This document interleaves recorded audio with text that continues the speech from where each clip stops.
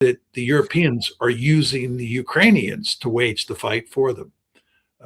It's a very cheap way of doing business. It's a form of buck passing. In other words, you want to bleed the Russians white if you're the Europeans. If you believe this story that they've come up with, that the Russians are the second coming of the Soviet Union, they're poised to head for Berlin again, and you can't stop them yourself, then you use the Ukrainians to do it. And that's what they're doing. They're using the Ukrainians, and they're giving the Ukrainians the weapons to attack Russia.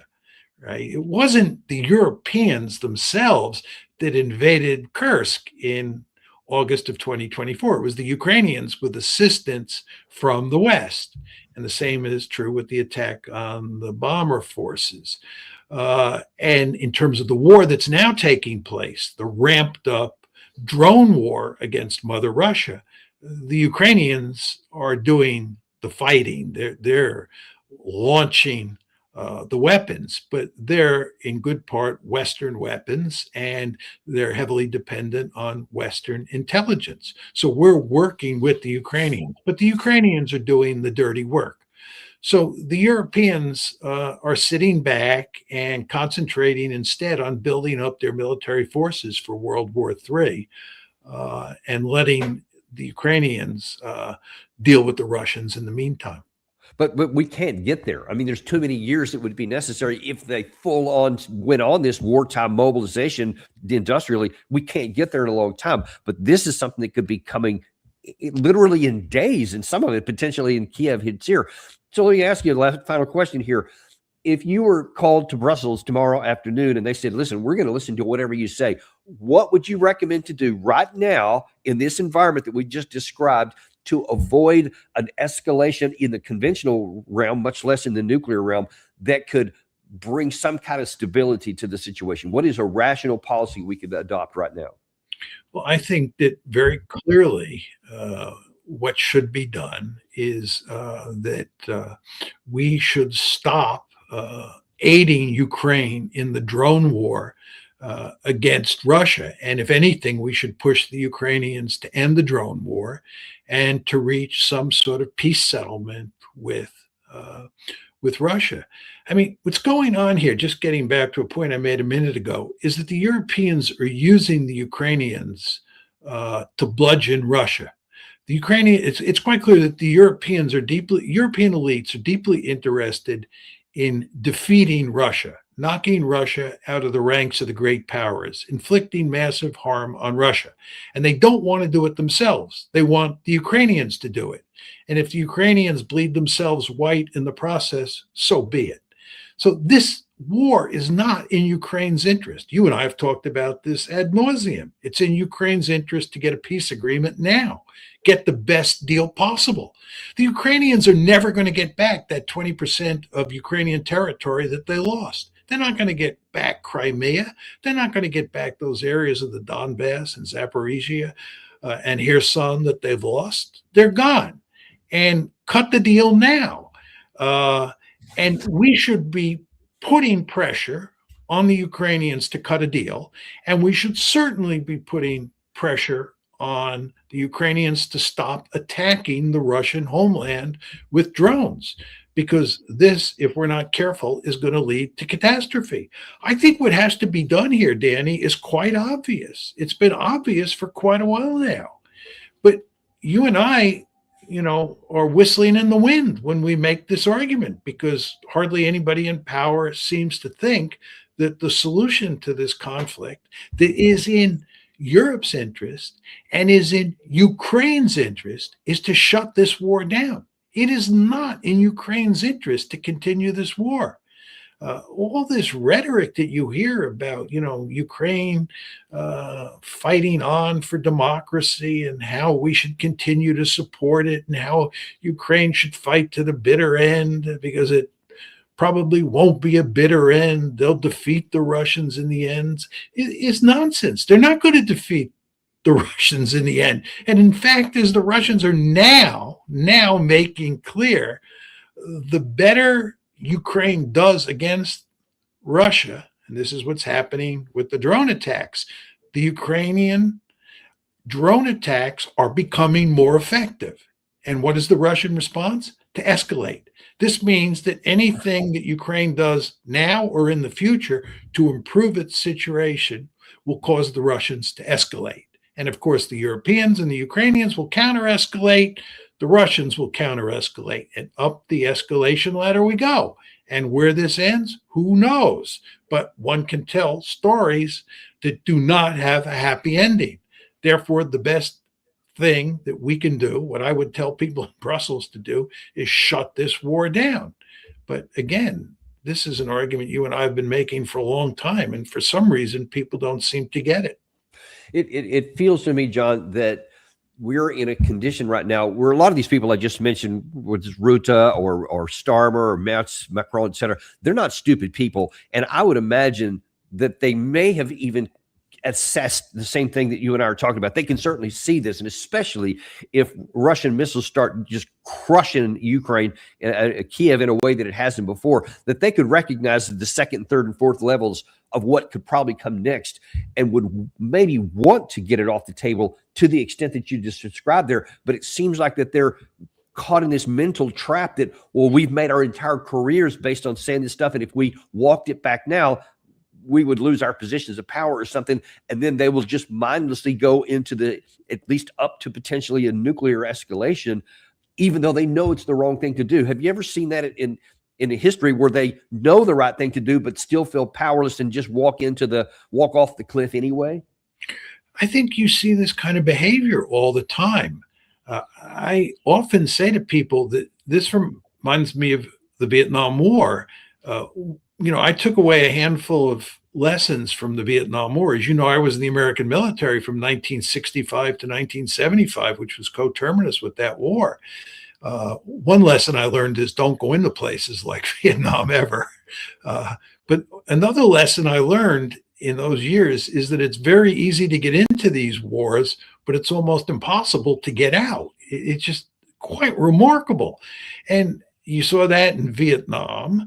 And by the way, you saw that in Afghanistan. It was quite clear early on in that war, after 4 or 5, 6 years, that we were in a quagmire. We had no war-winning strategy. It took us 20 years to get out. 20 years to get out. Let's talk about the Iran war. We'll probably still be talking about this a year from now, 2 years from now, 3 years from now. Right? When President Trump went to war on February 28th, he thought he was going to win a quick and decisive victory. He's going to knock off the regime. That was going to be the end of it. We're all going to live happily ever after. When that doesn't happen, right? When that doesn't happen, you end up in a protracted war, and getting yourself out of that protracted war is extremely difficult. And Ukraine is a perfect case in point. Just to go back to the Ukraine war and the origins of that war, a lot of people say that what Putin did was he invaded Ukraine for the purpose of conquering the entire country. And that if you look at what he did in the first days of the war, he was bent on conquering Kyiv. And then once Kyiv fell, all of Ukraine would fall, and it would be like the fall of France in 1940. Okay? That's not what was going on here.